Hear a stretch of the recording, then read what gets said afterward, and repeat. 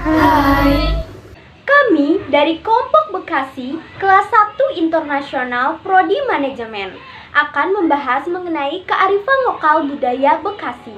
Kami beranggotakan saya Rizka Mesta Putri, bisa dipanggil Riri.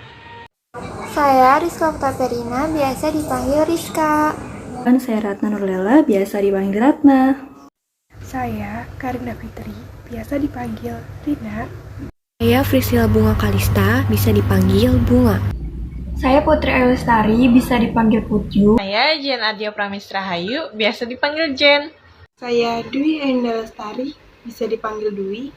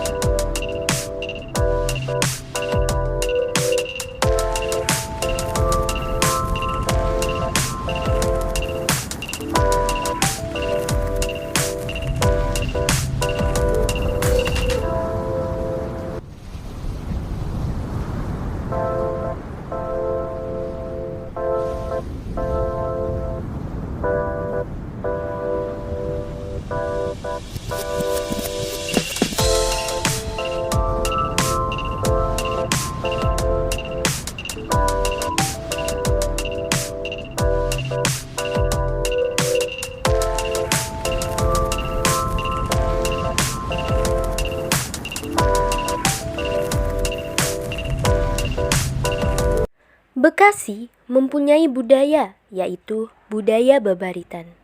Budaya Babaritan dengan kata lain adalah sedekah bumi. Babaritan ini rutin digelar setiap tahun oleh warga Kampung Kranggan, Kabupaten Bekasi. Acara ini diselenggarakan untuk mengungkapkan rasa syukur kepada Sang Pencipta yang sudah memberikan nikmat sehat, umur panjang, keselamatan, kecukupan sandang, pangan, papan, dan kenikmatan lainnya. Dalam upacara tersebut, warga Kampung Kranggan akan berkumpul dengan membawa hasil bumi berupa buah-buahan, kue, ikan, daging, serta nasi 5 warna yang diletakkan dalam sebuah jalinan bambu yang beralaskan daun pisang berukuran 1,5 meter kali 1,5 meter. Sisanya, mereka akan menempatkan berbagai kudapan tersebut dalam sebuah baskom atau wadah-wadah lain. Nah, itulah tadi penjelasan mengenai budaya Babaritan. Halo warga Bekasi, apakah kamu tahu tentang tarian khas dari daerah Bekasi? Salah satu tarian khas dari daerah Bekasi yakni Tari Lenggang Nyai. Tari Lenggang Nyai merupakan salah satu tarian khas yang berasal dari suku Betawi. Tarian ini pertama kali diciptakan oleh seorang penata tari bernama Wiwik Widyastuti pada tahun 2002. Beliau terinspirasi dari cerita rakyat mengenai Nyai Dasimah. Sejarah lahirnya Tari Lenggang Nyai. Awalnya, Wiwik Widyastuti yang berprofesi sebagai penari dan juga penata tari ini ingin membuat karya untuk menambah deretan karyanya. Hal ini dilakukan oleh Wiwik karena beliau memiliki tujuan untuk menciptakan 1 hingga 2 tarian khusus tari Betawi dalam kurun waktu 1 tahun. Pada acara Liga Mandiri yang diselenggarakan di Stadion Gelora Bung Karno oleh PSSI tahun 2002, Wiwik Widyastuti diminta untuk membuat tarian Betawi dengan jumlah 400 orang sebagai pembuka acara tersebut. Dikarenakan jumlah penari yang luar biasa banyak ini kemudian menyebabkan persebaran Tari Lenggang Nyai menjadi lebih cepat dan luas.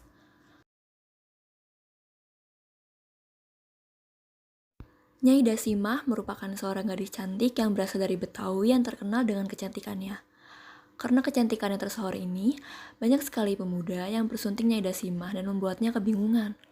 Kemudian dihadapkanlah Nyadasima terhadap dua lelaki pilihan di mana satu laki-laki berasal dari Indonesia sedangkan yang lainnya berasal dari Belanda. Lelaki asal Belanda ini bernama Edward William. Namun, tidak ia sangka bahwa kehidupannya setelah menikah menjadi berubah dan Nyadasima merasa terkekang dalam kerangkeng aturan yang dibuat oleh Edward. Karena merasa hak dan kebebasan dirampas, ia kemudian memberontak dan berjuang untuk mendapatkan kebebasan. Tarian ini menceritakan tentang kegembiraan, kelincahan, dan ketangkasan remaja-remaja kota Bekasi. Tarian ini memiliki aksesoris yakni bulu merah di kepala, rok, bunga di kepala, celana, serta identik dengan warna hijau dan merah.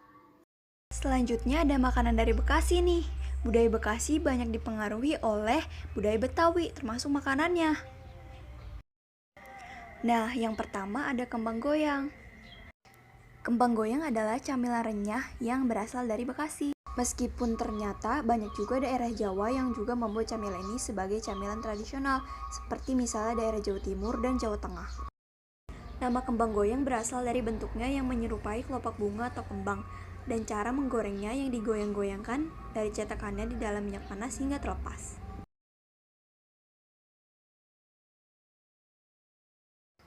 Bahan-bahan yang digunakan untuk membuat kue kembang goyang ini cukup mudah didapatkan. Di antaranya tepung beras, tepung sagu, telur ayam, gula pasir, santan, wijen putih, dan minyak goreng. Nah, saat menggorengnya, kita memerlukan bantuan cetakan kembang goyang yang biasanya terbuat dari besi atau aluminium. Kue kembang goyang ini menjadi suguhan khas yang biasanya disajikan pada saat hari raya dan acara-acara hajatan. Selain makanan, ada minuman khas Bekasi juga loh. Ini dia bir peletok. Bir peletok adalah minuman penyegar khas Betawi. Nama peletok sendiri digunakan karena saat proses mengocok bir di wadah, terdengar suara peletok-peletok. Nah, terciptalah nama bir peletok. Bir peletok terbuat dari bahan rempah-rempah, yaitu jahe, cengkeh, biji pala, kayu manis, kapulaga, serai, dan pandan wangi. Nah, bir peletok biasanya menjadi hidangan wajib di acara pernikahan, khitanan, bahkan acara kematian. Nah, itulah salah satu minuman khas dari Bekasi. Nah, makanan selanjutnya ada gabus pucung nih. Makanan ini termasuk kuliner berbahan dasar ikan gabus dengan tekstur kuah mirip rawon dengan rasa asin, gurih, dan pedas cukup dominan. Sedangkan kuahnya yang berwarna hitam berasal dari campuran pucung atau kluwek. Bagi masyarakat Betawi, gabus pucung bukan sekedar sajian kuliner, tapi sudah menjadi bagian tak terpisahkan dari tradisi nyorong masyarakat Betawi. Di dalam ikan gabus terdapat kandungan albumin yang sangat tinggi. Albumin sendiri adalah salah satu jenis protein yang sangat penting dalam proses penyembuhan luka pada tubuh. Sementara itu, buah pucung atau kluwek yang ditengarai yang mempunyai khasiat pengobatan, yakni untuk menghilangkan penyakit kulit sebagai obat tidur, memperlancar haid, dan mengatasi kolesterol tinggi. Namun hati-hati, kluwek juga mengandung asam sianida, sejenis racun yang dapat membahayakan kesehatan jika dikonsumsi secara langsung. Itulah mengapa Anda harus merendamnya terlebih dahulu untuk menghilangkan racunnya sebelum diolah ke dalam masakan. Kota Bekasi menyimpan banyak sisi menarik yang tersembunyi, terutama di sektor dunia pariwisata. Selain kawasan wisata perbelanjaan, ada pula objek wisata alam dengan suasana pemandangan indah serta menyejukkan. Salah satu contoh taman rekreasi yang menarik untuk dikunjungi di Bekasi adalah alun-alun Kota Bekasi. Taman rekreasi alun-alun Bekasi ini lokasinya terletak di tengah-tengah kota dan tidak jauh dari area pusat pemerintahan. Menariknya, posisinya tersembunyi dan berada di areal klaster, residen, perumahan, hingga pemukiman warga. Posisi tepatnya di depan RSUD atau Polres Kota Bekasi.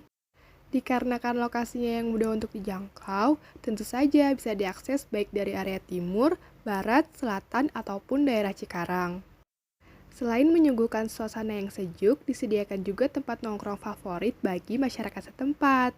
Nah, ketika akhir pekan serta malam menjelang hari libur, area taman ini cukup dipadati oleh anak-anak muda atau komunitas yang suka nongkrong maupun sekedar berkumpul. Taman rekreasi ini menjadi lokasi paling pas untuk menghabiskan malam bersama teman-teman, saudara, ataupun komunitas. Lokasi yang bisa kalian datangi saat berkunjung ke Kota Bekasi adalah Stadion Patriot Candrabaga yang bertempat di Jalan Ahmad Yani, Kayuringin Jaya, Kota Bekasi. Stadion dengan standar internasional ini telah mengharumkan nama kota Bekasi pada ajang internasional seperti Asian Games maupun laga bergengsi tingkat nasional. Stadion yang pertama kali dibangun pada tahun 1980 ini direnovasi pada tahun 2012 dan diresmikan kembali pada tahun 2014 bersamaan dengan HUT Kota Bekasi yang ke-17. Stadion yang tadinya hanya mampu menampung 10.000 penonton berubah menjadi stadion bertaraf internasional dengan kapasitas 30.000 penonton. Selain sebagai tempat olahraga sepak bola, pengunjung juga bisa memakai fasilitas olahraga lain seperti lintasan atletik, lapangan badminton, lapangan basket, dan lain-lain. Nah, itu dia Stadion Candrabaga yang menjadi ikon kebanggaan masyarakat Kota Bekasi.